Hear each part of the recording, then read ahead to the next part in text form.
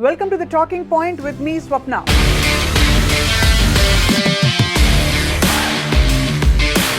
ఈ రోజు రేపు యువత అంతా సోషల్ మీడియాలో తలకాయలు బద్దలు కొట్టుకుంటున్నారు. పార్లమెంట్ సమావేశాలు మొదలయ్యాయనో, తెలుగు రాజకీయాలు వేడెక్కాయనో కాదు, వానాకాలం కాబట్టి ఆరోగ్య సమస్యలు వచ్చి పడతాయని ఏమాత్రం కానే కాదు. వీటిని కూడా పట్టించుకోవడం లేదు నిజానికి ఎవరు కూడా. యువత ఎవరిని కదిలించినా కూడా ఒకే నామస్మరణ, అదే అఫ్ కోర్స్ కల్కి సినిమా.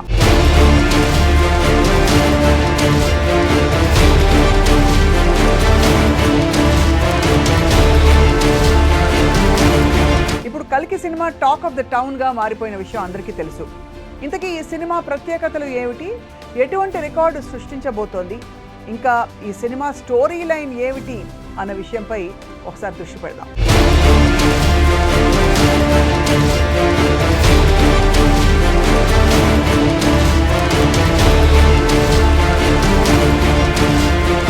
ఇటీవల కాలంలో హీరో ప్రభాస్ పాన్ ఇండియా కథానాయకుడిగా మంచి పేరు తెచ్చుకున్న విషయం అందరికీ తెలుసు.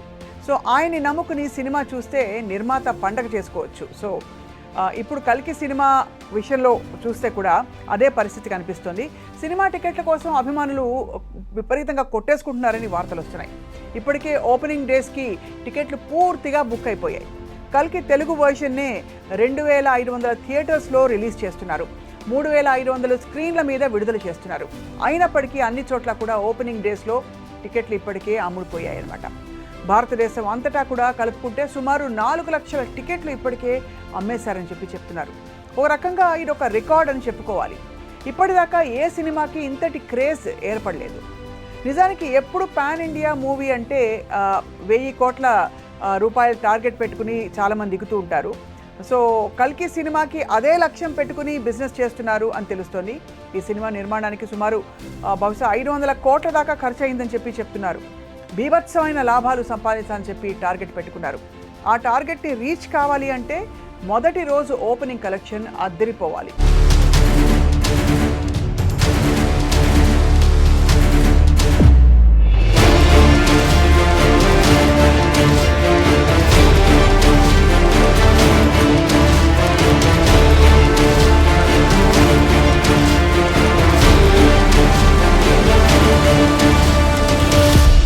ఇటీవల కాలంలో పెద్ద సినిమాలకు మొదటి రోజే 100 కోట్లు దాటిపోతుంది కలెక్షన్స్. చాలా వరకు ప్రభాస్ సినిమాలకు మొదటి రోజు 100 కోట్లు వచ్చేస్తున్నాయి. కానీ ఈ సినిమాకి 200 కోట్లకు పైగా సంపాదించాలని చెప్పి లెక్కలు వేస్తున్నారు. ఇప్పటిదాకా రాజమౌళి తీసిన RRR సినిమా పేరుతో ఒక రికార్డు ఉంది.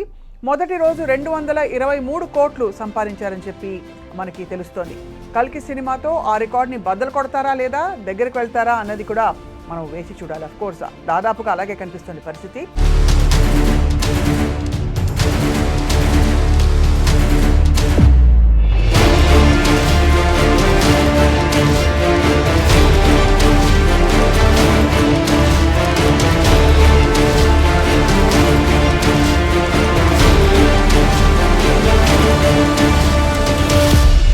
ఇక సినిమా విషయానికి వచ్చినట్లయితే ఇంకా ఎన్నెన్నెన్నో ప్రత్యేకతలు కనిపిస్తున్నాయి. పాన్ ఇండియా హీరో ప్రభాస్ మొత్తం శక్తిని కేంద్రీకరించి తీస్తున్న సినిమా ఇది. పైగా ఇద్దరు దిగ్గజాలు అంటే పక్కనే ఉన్నారన్నమాట. అమితాబ్ బచ్చన్ అండ్ కమల్ హాసన్ ఈ సినిమాకి ప్రత్యేక ఆకర్షణగా వీళ్ళు నిలిచారు. అండ్ దీపికా పదుకోన్ కీలకమైన పాత్రలో కనిపిస్తున్న విషయం కూడా చూసాం. భారత్లోని అగ్రశ్రేణి టెక్నీషియన్స్ అందరూ కూడా ఈ సినిమా కోసం పనిచేశారనమాట. సో ఈ సినిమా కళ్ళు చెదిరిపోయే సెట్లను దీనికోసం నిర్మించారని చెప్పి తెలుస్తోంది. 25 మంది అగ్రశ్రేణి నటీనటులు తెర మీద ప్రతిభని ప్రదర్శిస్తారు. 100 మంది చిన్న నటులు కూడా మనకి అంతటా పరుచుకుని కనువిందు చేస్తారు. సో సినిమా అంతటా కూడా సాగే బిట్ సాంగ్ ప్రేక్షకులకు ఒక కొత్త ఎక్స్ప్రెషన్ అన్నమాట, ఒక కొత్త ఎక్స్పీరియన్స్ కూడా ఒక కొత్త లోకంలోకి తీసుకుని వెళ్తుందని చెప్పి అంటున్నారు. నిజానికి ఈ సినిమాలోని కొంత క్రీమ్ బిట్ని సినిమా నిర్మాత అశ్విని దత్ సన్నిహితుల కోసం ప్రదర్శించారట. సినిమా ఏమిటి అంటే సినిమా రాజకీయ రంగాలకు చెందిన ప్రముఖులు ఈ సినిమా బిట్టు వీక్షించి వాళ్ళలో వాళ్ళు మాట్లాడుకున్నారు. అందులోనే ఒక రాజకీయ ప్రముఖుడు ఈ సినిమా గురించి సన్నిహిత జర్నలిస్ట్తో వివరాలు పంచుకున్నారు. చెప్తున్న సమాచారం ప్రకారం అయితే ఈ సినిమా ఒక చారిత్రక నేపథ్యంలో సాగుతుంది. మహాభారత కాలంలో సినిమా కథ మొదలవుతుంది. మహాభారత యుద్ధంలో కనిపించే అశ్వత్థామ పాత్ర కీలకంగా నిలుస్తుంది. హిందీ సూపర్ స్టార్ అమితాబ్ బచ్చన్ ఈ పాత్ర పోషించారు. సుమతి అంటే దీపికా పదుకోన్ గర్భంలో కల్కి అవతారం వస్తుందని చెప్పి సంకేతాలు ఇస్తారు. ఈ కల్కిని సంరక్షించేందుకు అశ్వత్థామ చాలా జాగ్రత్తలు తీసుకుంటారు. భైరవ పేరుతో ప్రభాస్ వెండితెర మీద విశ్వరూపం ప్రదర్శించారని చెప్తున్నారు. వావ్.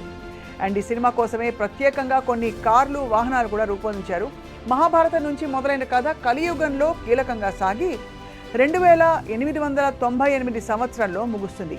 అందుచేతనే ఈ సినిమాకి కల్కి 2898 అంటే 2898 అని పేరు పెట్టారు. అంటే దాదాపుగా 6000 సంవత్సరాల కథను నిర్మించారు అన్నమాట. మొత్తంగా విష్ణుమూర్తి 10వ అవతారమైన కల్కి ఎలా వస్తాడు, భూమండలం మీద దుష్ట శిక్షణ, శిష్ట రక్షణ ఎలా చేస్తాడు అనేదే ప్రధానమైన కథ. కాలగమనానికి అనుగుణంగా ఇందులో 9 రకాల యుద్ధ రీతులను చూపించినట్లు చెప్తున్నారు.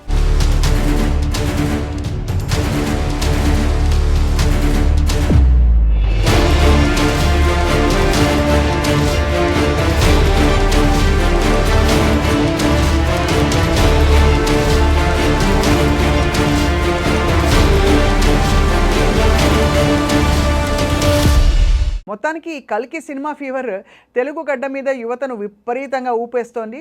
కల్కి సినిమా టీమ్కి ఆల్ ద బెస్ట్ చెప్తాం. వీఆర్ ఆల్ వెయిటింగ్ ఫర్ కల్కి. Thank you all for watching.